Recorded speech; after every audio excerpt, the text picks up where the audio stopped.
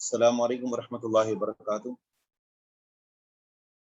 الحمدللہ رب العالمین والعاقبۃ للمتقین والصلاۃ والسلام علی سید الانبیاء والمرسلین نبینا محمد وعلی آلہ وصحبہ اجمعین، اما بعد فاعوذ باللہ من الشیطان الرجیم، بسم اللہ الرحمن الرحیم، رب اشرح لی صدری ویسر لی امری واحلل عقدۃ من لسانی یفقہوا قولی۔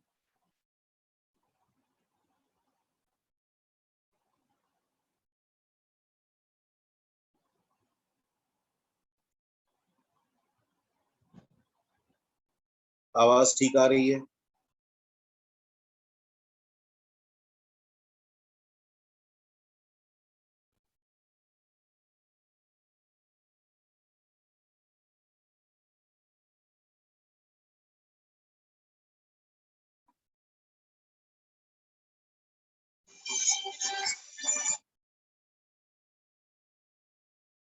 جی ٹھیک ہے۔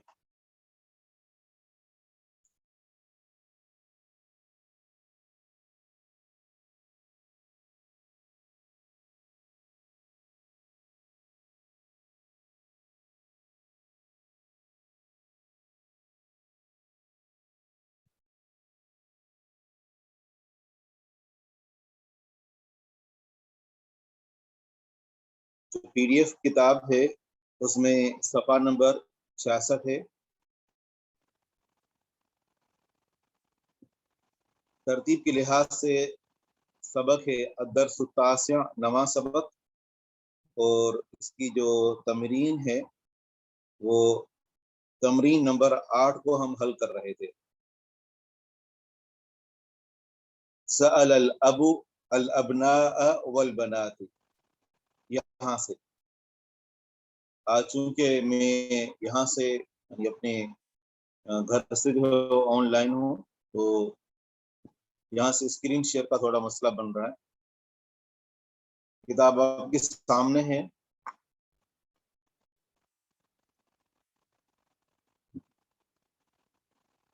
کتاب آپ کے سامنے ہے۔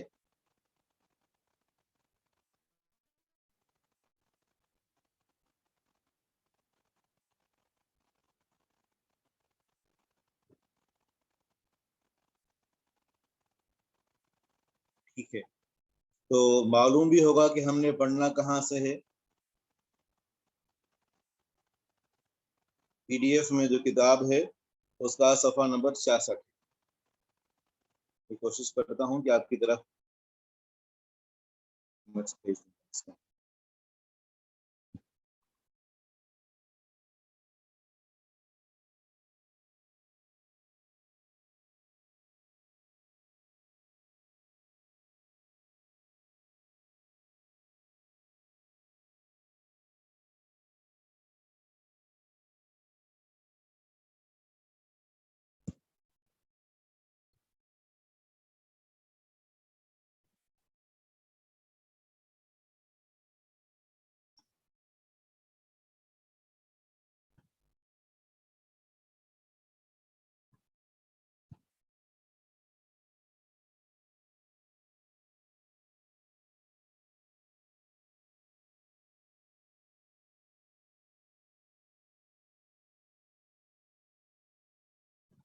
جی اسکرین آپ کے سامنے ہے، نظر آ رہا ہے؟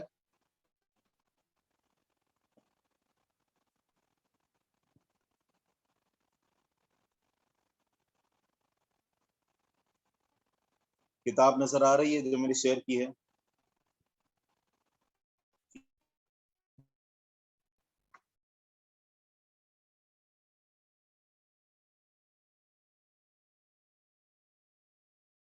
تو ہم آغاز کرتے ہیں۔ سأل الاب والبنات، سوال کیا ابو نے، باپ نے، بیٹوں اور بیٹیوں سے۔ اس میں اگر تھوڑا پیچھے کی طرف جائیں تو اس میں یہ تھا کہ آنے والے سوالوں پر ہمیں غور کرنا ہے اور اس میں جو جمع مؤنث سالم ہے اس کی تعیین کرنی ہے، اور ساتھ ہی ساتھ اس کے جو آخر میں اعراب ہے اس اعراب کو ہم نے ذکر کرنا ہے۔ ٹھیک ہے، تو یہاں پر جو لفظ ہے والبناتی، یہ جو لفظ ہے والبناتی یہ جمع مؤنث سالم ہے. سأل فعل، الاب فاعل، اور الابناء یہ مفعول اول ہے اور واو حرف عطف، اور البناتی یہ مفعول ثانی ہے. اور جیسا کہ ہم نے ذکر کیا تھا کہ جمع مؤنث سالم اس کی جو نسبی حالت ہوتی ہے، یعنی جمع مؤنث سالم جب مفعول بن رہا ہو تو مفعول ہمیشہ منصوب ہوتا ہے، لیکن یہاں جمع مؤنث سالم کو جو نصب دیں گے وہ جر کے ذریعے سے دیں گے. سأل الاب الابناء والبنات. نمبر 3 مثال ہے کتبت هذه الکلمات، میں نے لکھے یہ کلمات. کتبت فعل اور فاعل ہے، هذه اسم اشارہ، اور الکلمات یہ مشار الیہ ہے. اشارہ اور مشار الیہ مل کر مفعول واقع ہو رہے ہیں کتبت فعل کے. کتبت فعل اپنے فاعل اور مفعول سے مل کر جملہ فعلی خبریہ بنے گا، اور الکلمات یہ مشار الیہ ہے جو اعراب اسم اشارہ ہادہی کا ہے، وہی اعراب الکلمات مشار الیہ کا ہے، اور یہ دونوں مل کر مفعول واقع ہو رہے ہیں. الکلمات کی بھی نسبی حالت ہے جو کہ جر کے ساتھ آئی ہے. رأیت الاطباء والطبیبات، میں نے ڈاکٹر دیکھے اور ڈاکٹرنیاں دیکھی. تو الاطباء منصوب ہے اس لیے کہ یہ مفعول بھی ہے، اور الطبیبات جی ہم جو پڑھ رہے ہیں مسئلہ وہ یہ ہے کہ جمع مؤنث سالم، جمع مؤنث سالم پتہ ہے کسے کہتے ہیں؟ کوئی بتائے گا کہ جمع مؤنث سالم کیا ہوتی ہے؟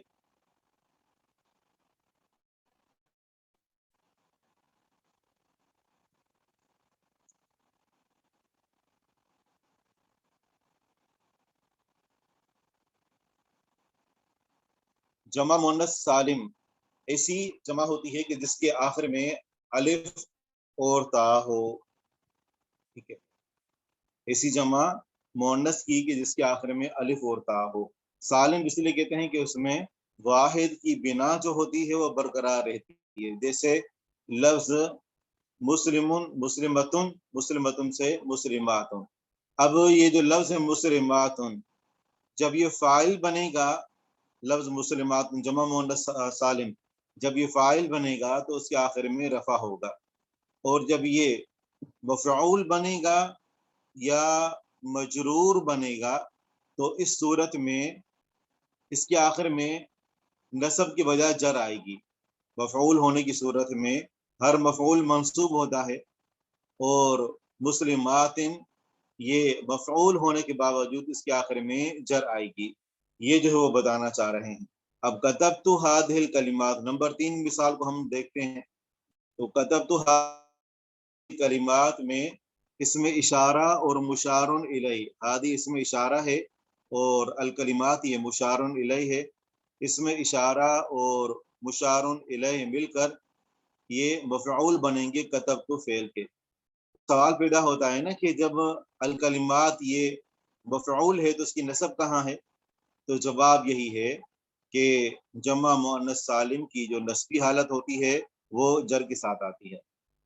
ایسے ہی رأیت الاطباء والطبیبات، میں نے دیکھا ڈاکٹروں کو اور ڈاکٹرنیوں کو. رأیت فعل اور فاعل ہے، الاطباء منصوب اس لیے ہے کہ یہ مفعول ہے، اور الطبیبات یہ بھی مفعول ہے اور یہ بھی منصوب ہے، یہ بھی منصوب ہے، لیکن اس کی جو نسب ہے وہ تقدیری ہے، نسب ہے وہ چھپی ہوئی ہے کیونکہ یہ جمع مؤنث سالم ہے.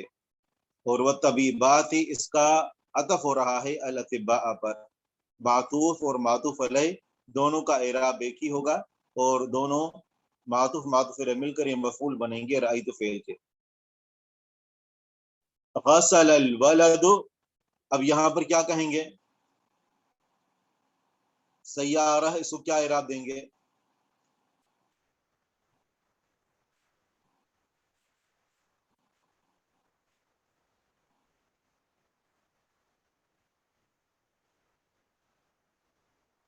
غسل الولد، آواز آ رہی ہے؟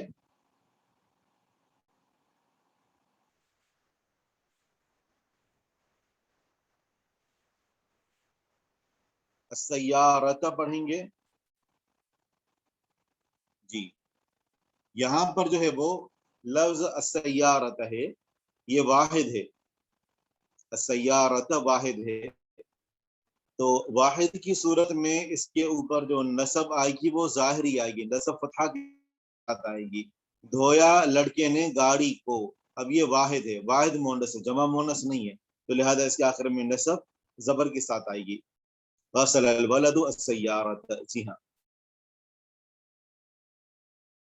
اور نمبر 6 مثال ہے، اب السیارۃ کو جمع بنایا گیا تو غسل الولد السیارات ہو گیا، کیونکہ السیارۃ کی جمع السیارات آتی ہے.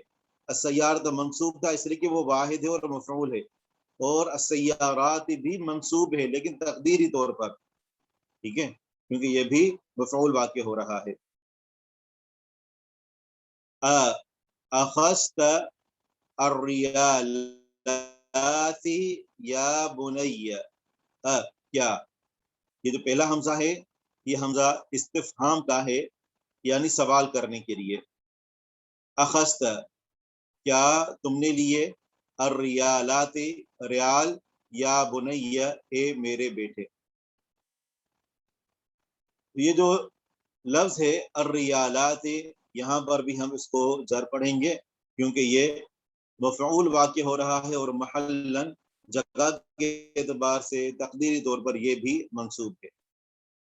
سأل بلال، آگے کیا کہیں گے؟ سوال کیا بلال نے اپنے ساتھیوں سے.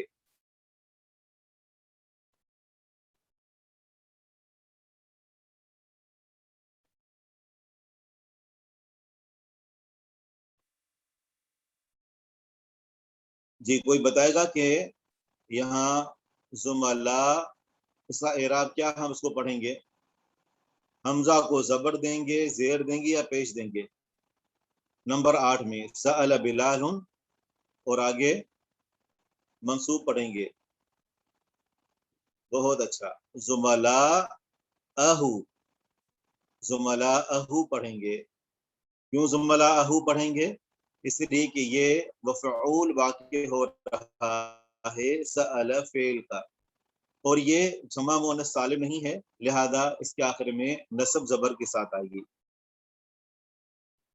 جی ہاں، جمع مذکر ہے، جمع مؤنث نہیں ہے. بہت اچھا. آگے ہے سألت زینب زمیلاتہا، اس کو کسرہ کے ساتھ پڑھیں گے. سوال کیا زینب نے اپنی کلاس فیلو سے، تو زمیلاتہا کسرہ کے ساتھ پڑھیں گے، یہ بھی محلاً منصوب ہے. نمبر 10 مثال ہے قرأت الکتب والصحف والمجلات، میں نے پڑھی کتابیں، والصحف اور اخباریں، صحیفتن کی جمع ہے یہ، اور صحیفہ اخبار کو کہتے ہیں. میں نے پڑھی کتابیں اور اخباریں اور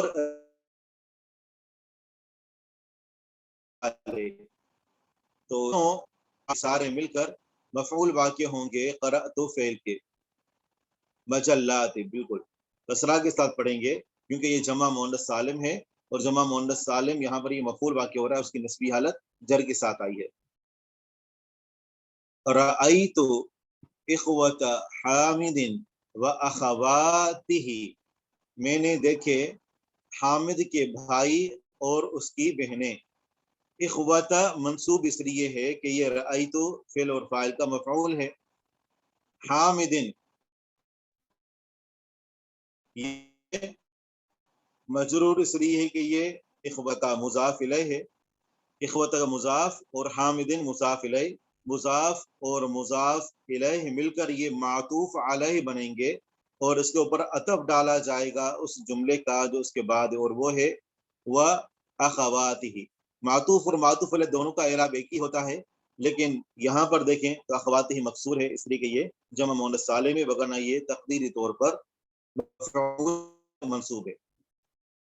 قرأنا هذه الصفحات، ہم نے یہ صفحات پڑھے، تو یہاں پر بھی قرأنا فعل اور نا فاعل ہے، هذه صفحات اشارہ اور مشار الیہ مل کر یہ مفعول واقع ہو رہا ہے قرأنا فعل کا، اور الصفحات یہ محلا منصوب ہے۔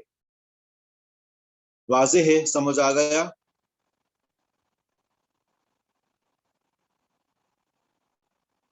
جی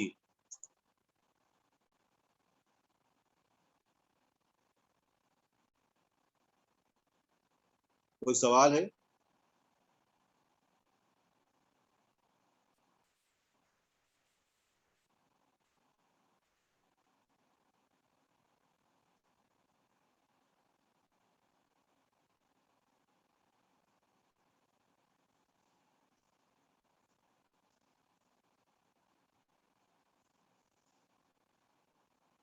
ٹھیک ہے، سوال نمبر 9 ہے،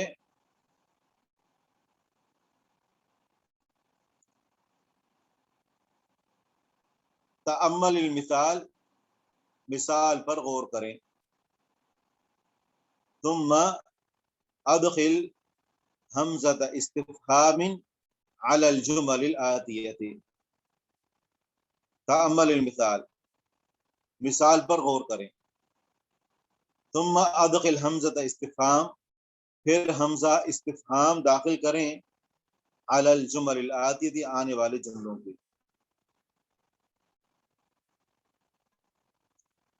11 کا بتا دیں، اس میں یہ تھا کہ رأیت اخوت حامد، میں نے حامد کے بھائی دیکھے، و اخواتی اور اس کی بہنیں۔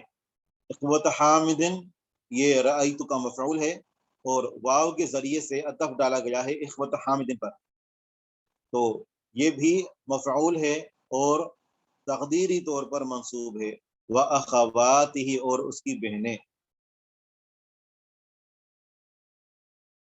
سوال نمبر 9 میں بتا رہے ہیں کہ مثال پر غور کریں، پھر آنے والے جملوں پر آپ نے حمزہ استفہام داخل کرنا ہے، جیسے لفظ ہے آل بحار جمع البحر، یہ کہتے ہیں کہ یہ جو لفظ تھا البحار جمع البحر، اصل میں یہ ہے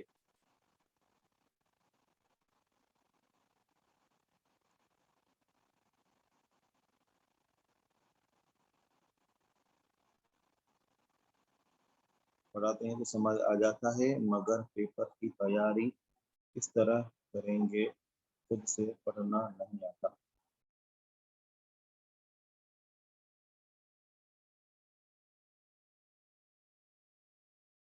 اب خود سے پڑھنا نہیں آتا تو یہ تو بہت بڑی کمزوری ہے، کیونکہ یہ شروع سے ہی آپ کو جو ہے وہ پڑھایا جا رہا ہے اور بنیادی باتیں بالکل آسان کر کے سمجھائی جاتی ہیں۔ اس کا پھر یہ طریقہ کار یہی ہے کہ آپ کسی کے ساتھ مل کر جو ہے اس کی تیاری کریں، کسی کے پاس جا کر یا کسی سے ٹائم لے کر پھر جو ہے وہ اس کی تیاری کریں، تو پھر انشاءاللہ امید ہے کہ جو ہے وہ کچھ بہتری آ جائے گی۔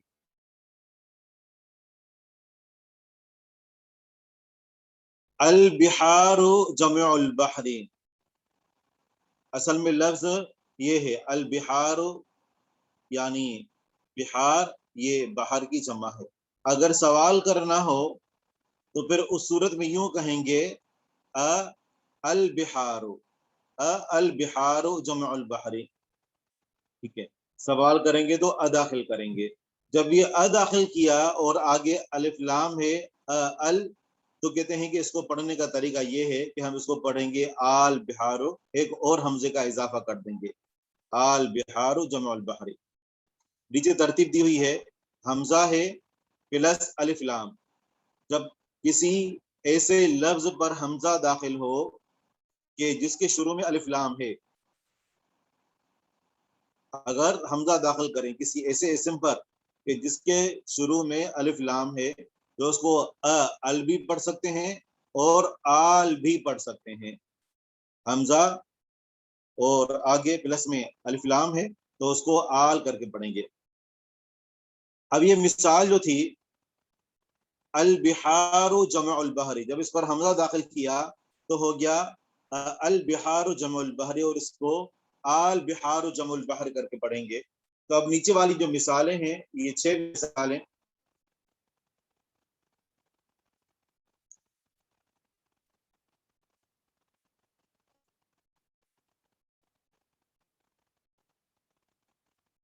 تو جمع مذکر سالم مبنی تو نہیں کہلائے گا.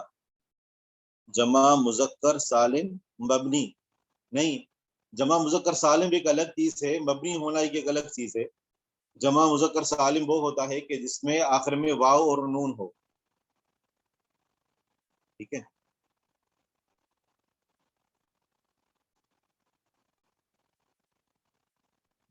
الآن خرجت، الآن اب، خرجت تم نکلے، الآن اب خرجت تم نکلے. تو یہاں پر جب ہم ایک اور حمزہ لے کر آئیں،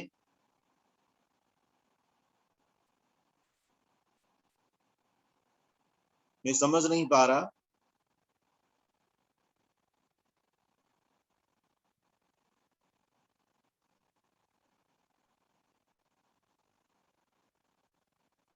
اوپر والے اگر جو سوالات تھے وہ جمع مؤنث سالم کی مثالیں تھیں، اور ابھی جو مثالیں دے رہے ہیں وہ جو ہے وہ جمع مذکر سالم کی نہیں ہے.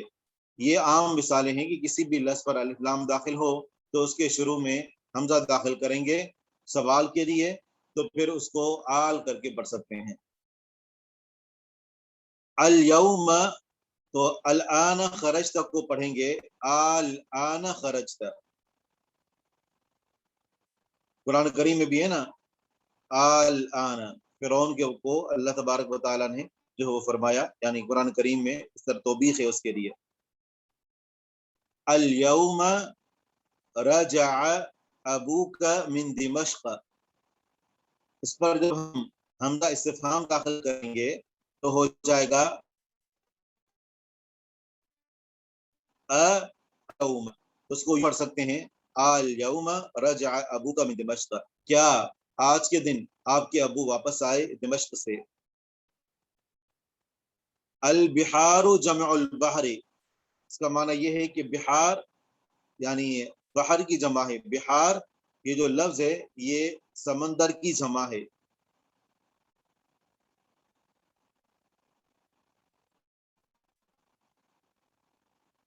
البحار بہت سارے سمندر، یہ بحر ایک سمندر اس کی جمع ہے. بہت سارے سمندر یہ ایک سمندر کی جمع ہے. المدرس مریض، استاد بیمار ہے. تو یہاں پر جب ہم حمزہ استفہام داخل کریں گے تو ہو جائے گا المدرس مریض. اور جب حمزہ استفہام داخل کریں گے تو ایک اور طریقہ پڑھنے کا جو ہمیں بتایا جا رہا ہے وہ یہ ہے کہ المدرس مریض، کیا استاد بیمار ہے. المدیر قال ہکذا، مدیر نے اس طرح کہا. حمزہ استفہام داخل کریں گے تو ہو جائے گا المدیر، تو اسے یوں پڑھ سکتے ہیں المدیر قال ہکذا.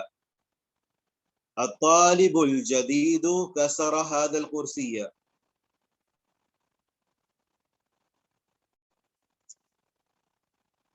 ان دونوں طریقوں میں سے جو زیادہ راجح طریقہ جو ہے وہ یہی ہے کہ اس کو آل، یہ فصیح طریقہ ہے. دو حمزے جو ہے وہ جمع ہو جائیں تو اس کو جو پڑھنے کا طریقہ سکھایا جا رہا ہے یہ زیادہ فصیح طریقہ ہے.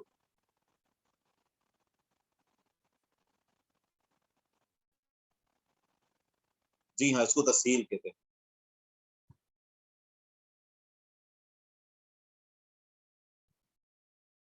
جی ہاں بالکل، الان الیوم المدرس. ہا کدا کا معنی ہے اسی طرح، اس طرح، المدیر، مدیر نے، قال کہا، ہا کدا اس طرح، ہاں ابھی ہم اس کی طرف آ رہے ہیں۔ الطالب الجدید کسر هذا الکرسی، تو اس کو پڑھیں گے الطالب، اور فصیح طریقہ یہ ہے کہ اس کو بجائے الطالب، تو یہ جو دوسرا حمزہ ہے اس کو پھر طا کے ساتھ ملا کر پڑھیں گے، الطالب الجدید کسر هذا الکرسی، هذا الطالب ضربک، اب اسے کون بتائے گا کیسے پڑھیں گے؟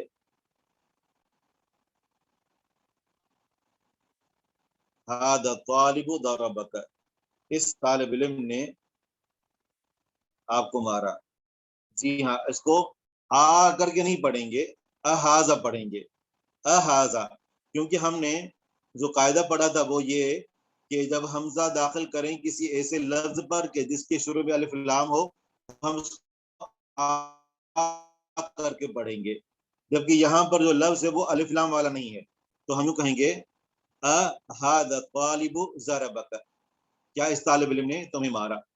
ممکن ہے کہ بعض کے ذہن میں یوں سوال پیدا ہو کہ ہاذا الطالب ضربک، جی نمبر 5 کا جواب دیتے ہیں، یوں کہہ سکتے ہیں ہاذا الطالب ضربک، نمبر 6 اس کو یوں پڑھ سکتے ہیں ہاذا الطالب ضربک، یہ سوال ہے تو نہیں، کیوں نہیں پڑھ سکتے؟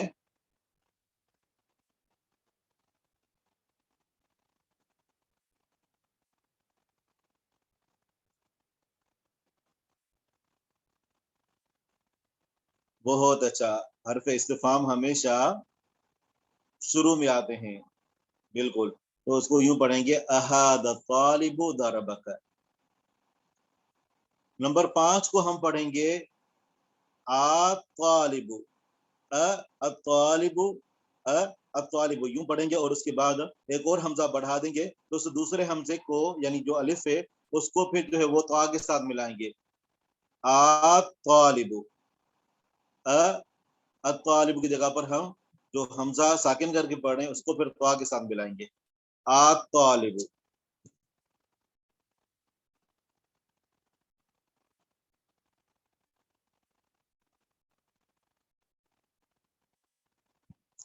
وجیہہ کومل،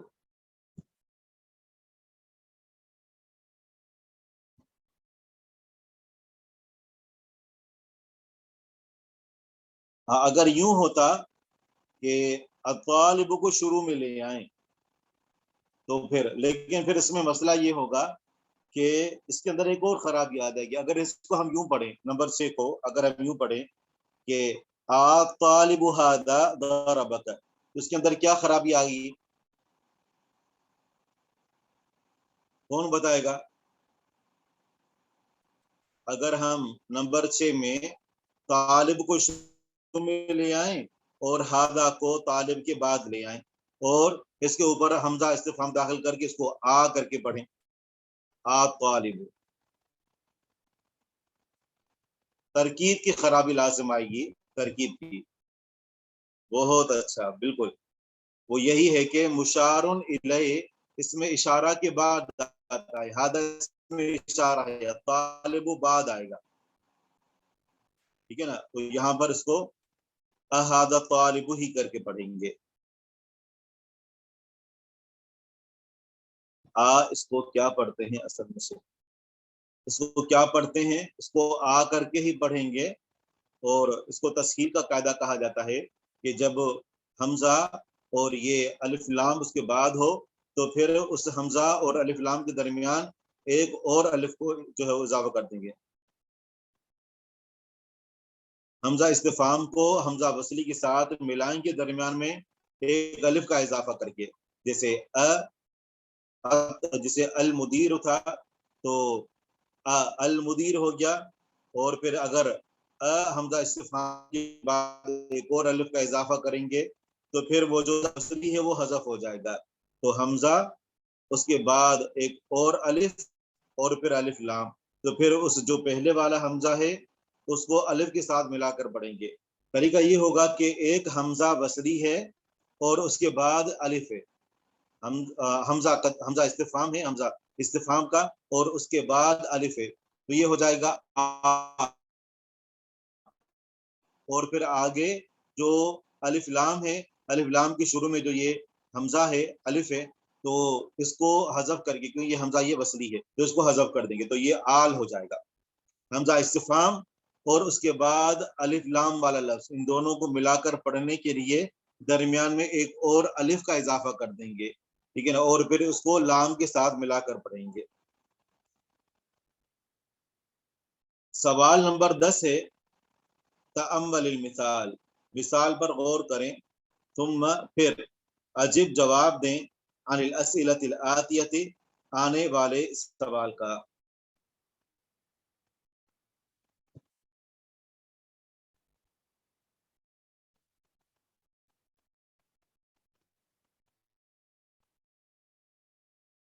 من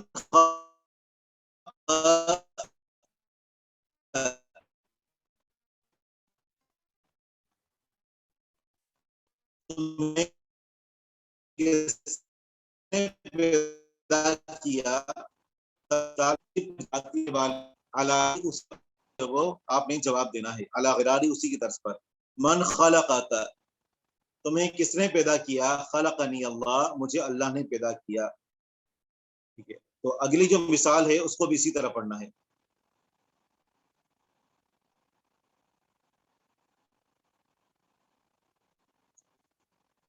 آواز کا مسئلہ ہو رہا ہے؟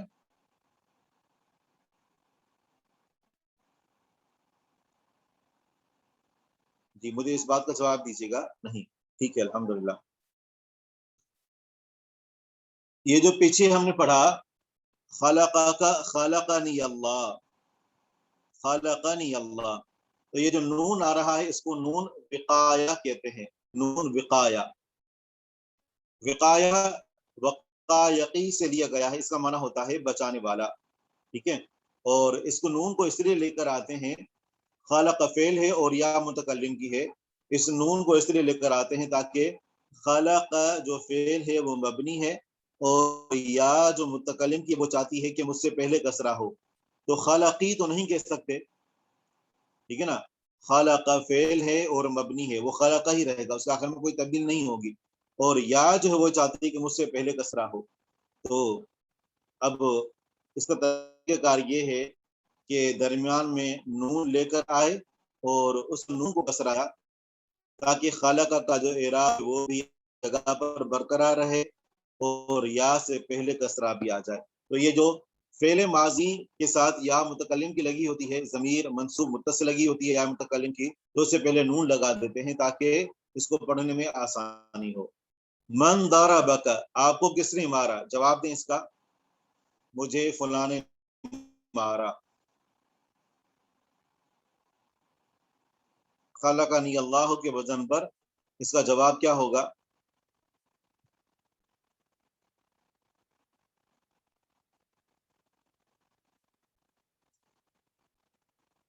پھر یہ ہوگا کہ ضربتنی، ضربت مذکر ہے نا اور مؤنث ہے، تو ہوگا ضربتنی امی. ضربنی زیدن نہیں ہوگا، ضربنی زیدن ہوگا، پھر کیونکہ زیدن مرفوع ہوگا، فاعل ہوگا، زیدن پڑھیں گے تو مفعول ہوگا. ضربنی ابن، ٹھیک ہے، ضربنی ابی بھی کہہ سکتے ہیں، ضربنی زیدن یہ بھی ٹھیک ہے. الف لگائیں گے تو اس کا معنی ہوگا کہ ہم ضربنی زیدن پڑھ رہے ہیں، جو کہ غلط ہے.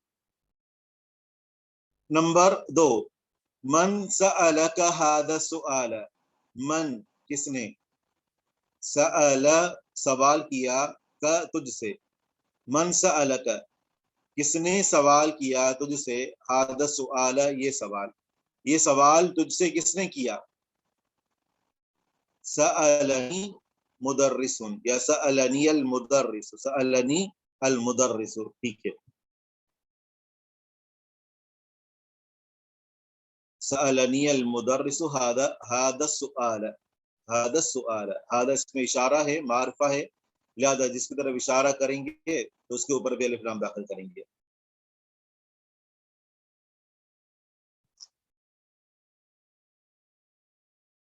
रआक अल मुदर्रिसु फिल मस्जिद, क्या, रआ देखा, क तुझे, अल मुदर्रिसु उस्ताद ने, फिल मस्जिद मस्जिद में,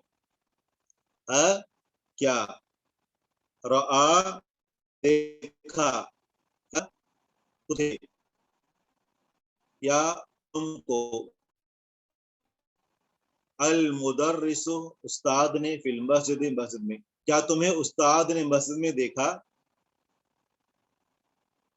तो ये नाम जो है वो ये काफी नहीं है, जवाब देंगे कि मुझे देखा। अब यहां पर आपकी आजमाइश है।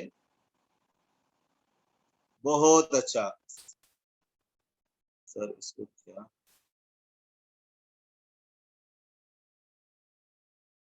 जी पहले सवाल का जवाब दें कि देखा मुझे उस्ताद ने मस्जिद में। सबसे पहले तो इसको हम हल करते हैं। नंबर 3 है, इसको हम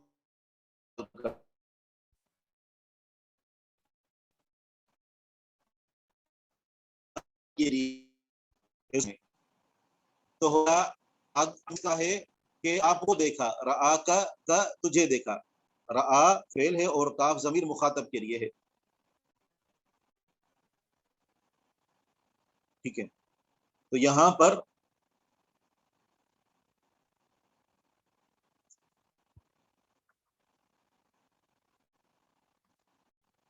आवाज में मसला हो रहा है।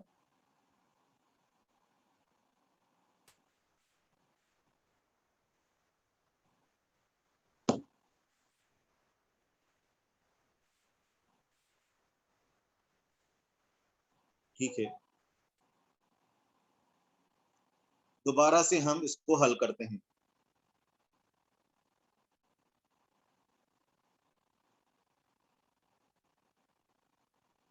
ठीक है, नंबर 3 को हम दोबारा से हल करते हैं।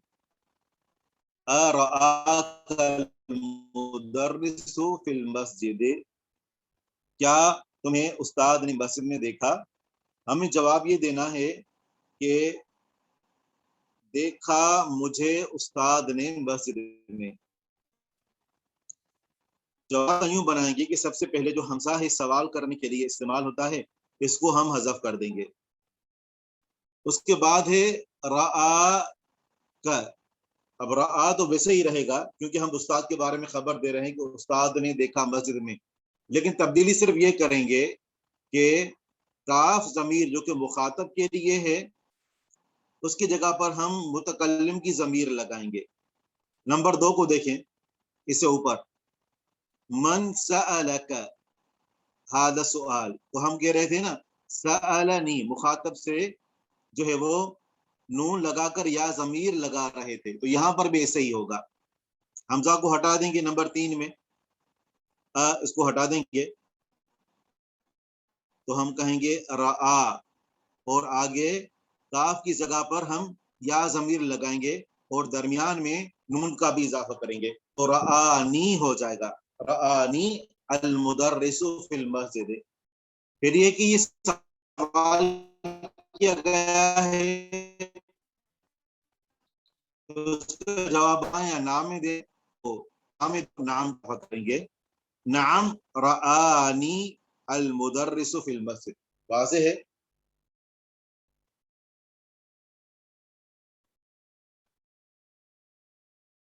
नंबर 11 की तरफ आते हैं। सवाल नंबर 11, तअम्मल कलिमत अल आतियत, तअम्मल गौर करें, अल कलिमत कलमे पर, अल आतियत जो कि आने वाला है, जो मुंदरजा झेल कलिमा है उस पर आप गौर करें। लफ्ज है माना, और माना का क्या माना होता है। माना, माना का माना माना होता है। कितना अच्छा जुमला है, माना, मफहूम, मुराद, मतलब, मकसद।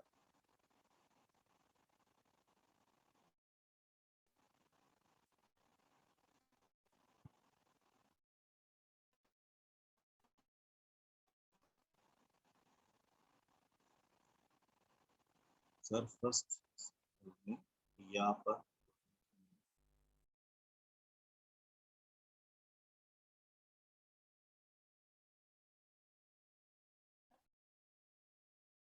خلقنی اللہ،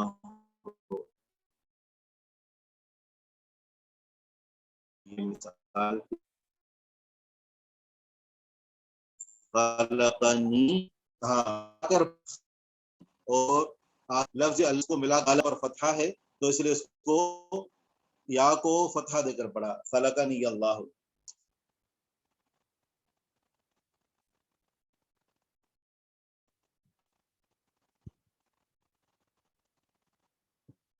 میرے پاس سگنل فل ہیں اور پتہ نہیں کیوں مسئلہ ہو رہا ہے آواز کا، ابھی بھی مسئلہ ہے؟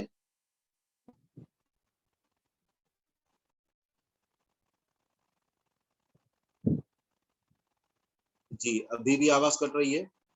ٹھیک ہے۔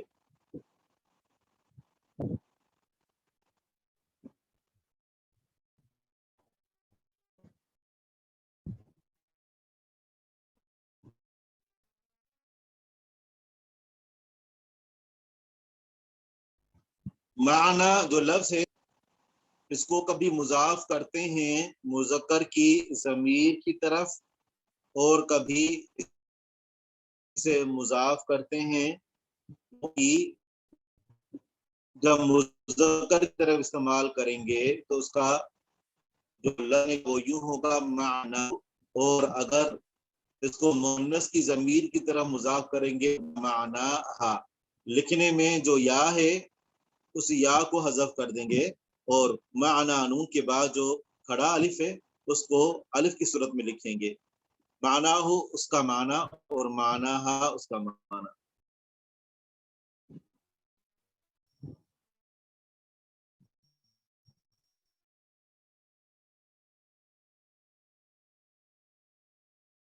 نون وقایہ کا فائدہ ہے نہ کہ متکلم کے پہلے زیر ہوتا ہے، کلمے کو صحیح برقرار رکھنے کے لیے نون آتا ہے۔ جی ہاں بالکل، کیونکہ ماضی مبنی ہے اور اس کے آخر میں تبدیل نہیں ہو سکتی، یا چاہتی ہے کہ مجھ سے پہلے کسرہ ہو، تو لہذا یہ درمیان میں نون لے کر آتی ہے جو دونوں کو بچاتا ہے، ماضی کو تبدیل بچاتا ہے، اور یا جو چاہتی ہے کہ مجھ سے پہلے کسرہ ہو تو اس کسرہ کو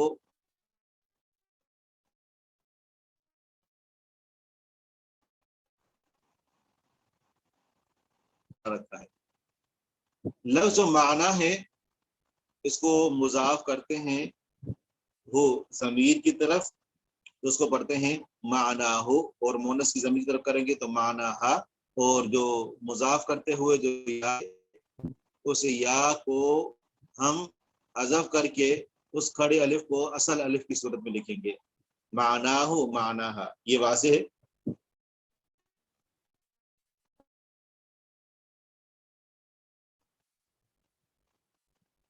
وہاب حسین آپ اسی بارے میں سوال کر رہے ہیں؟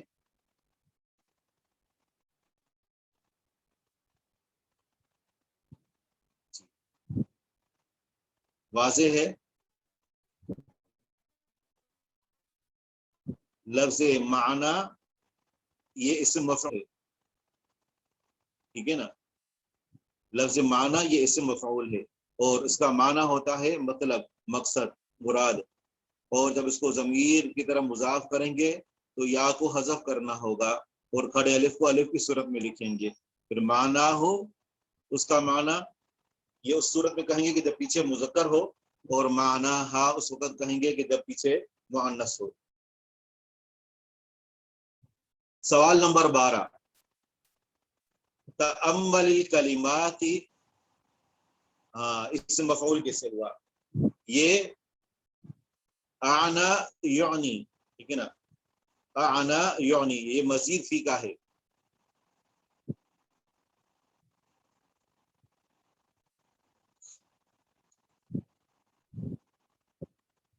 اس طرح جو نا وہ یہ ایک ہوتا ہے کہ اعنا یعنی، یہ جو فعل ہوتا ہے نا یعنی ہم جو استعمال کرتے ہیں، جیسے ہم استعمال کرتے ہیں نا ضرب یضرب، تو اس کے لیے فعل استعمال ہوتا ہے آنا آنا یا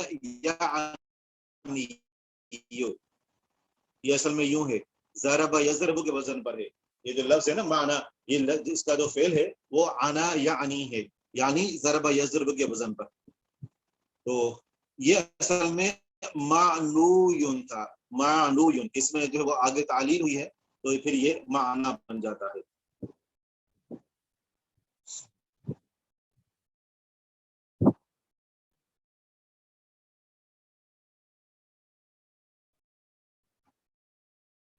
تعامل کلمات، آنے والے کلمات پر غور کریں. یہ جو لفظ ہے مما، مما کہتے ہیں کہ یہ لفظ بنا ہے من اور ما سے. معنی سمجھ نہیں آیا، اس کو آپ فی الحال رہنے دیں کیونکہ اس میں تعلیلیں ہوئی اور آپ نے قواعد وہ پڑھے نہیں ہیں. اس کے اوپر جو ہے وہ پورے قواعد لگے ہیں جو یعنی صرف کے اندر پڑھائے جاتے ہیں. تو آپ کے لیے جو ہے وہ اتنا سمجھنا کافی کہ یہ لفظ جو ہے وہ انا یعنی سے لیا گیا ہے، اور اس کا جو مادہ ہے وہ عین، نون اور یا ہے. اس کا معنی ہوتا ہے کہ مراد لینا، مفہوم، مقصد، سارے اس کے معنی ہوتے ہیں. باقی اس کے اوپر مزید کچھ قواعد لگے. سبق کے اندر ہم نے ایک لفظ پڑھا تھا مم. مم کا معنی ہوتا ہے کس چیز سے. یہ جو لفظ ہے نا مم، تو یہ کہتے کیا گیا ہے من اور ما سے. من کا معنی ہوتا ہے سے اور کیا چیز. من ما کس چیز سے، اس کو ملا کر مما بھی ہوگا اور اس کو جو ہے وہ مما بھی پڑھ سکتے ہیں، آخر میں الف کو بھی حذف کر سکتے ہیں. سب اگر ہم نے پڑھا تھا مما، تو یہ لفظ مم کہاں سے لیا گیا ہے؟ یہ اصل میں لیا گیا ہے سے. من اور ما کو ملا تو یہ ہو جائے گا